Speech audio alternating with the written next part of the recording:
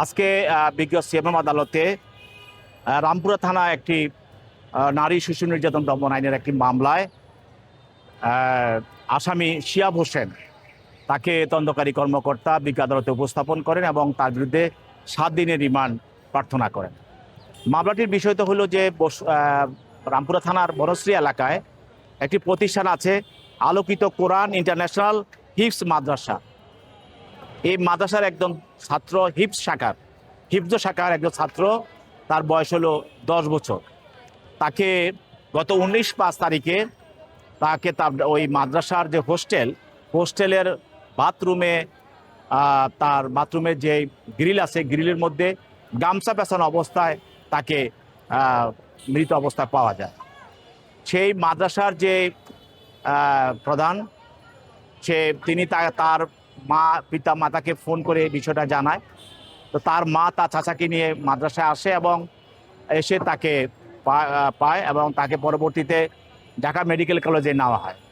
Dhaka medical কলেজে doctor পরীক্ষা করে দেখতে পায় যে ভিকটিম আব্দুল্লাহ, যাকে হত্যা করা হয়েছে বলবো আমরা, তাকে দীর্ঘদিন যাবৎ ওই মাদ্রাসার শিক্ষক বা অন্য আরও যারা জড়িত তারা তাকে বিকৃত যৌনাচার করেছে এবং সেই যৌনাচারের শিকার হয়েছে এবং তার পায়ুপথে দীর্ঘদিনের যৌনাচারের বা বলৎকারের চিহ্ন পাওয়া গেছে এবং তার সুরুথাল রিপোর্টে ডাক্তার এবং তার ময়নাতদন্তেও এই ধরনের রিপোর্ট প্রদান করে।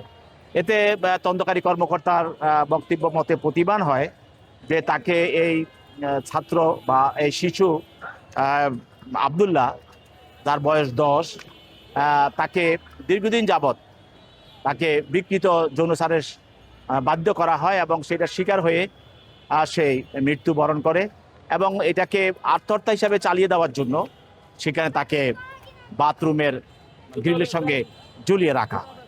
তো এইটা এখন যে আসামি শিহাব, সে ঘটনার পর সে পালিয়ে যায়, তাকে তার গ্রামের বাড়ি থেকে গ্রেপ্তার করা হয় এবং এই মামলাটা তদন্ত চলছে।